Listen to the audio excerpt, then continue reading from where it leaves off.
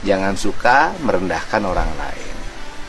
Jangan suka meremehkan kemampuan orang lain. Jangan melihat orang dari tampilannya, hanya karena pendiam, jarang banyak bicara, kemudian dianggap tidak punya kemampuan untuk berbicara. Artinya bahwa orang selalu merendah dalam segala hal. Karena selalu merendah, maka orang yang merendah dan sering direndahkan bukan berarti dia adalah rendahan, tetapi bisa jadi dia punya kemampuan yang lebih.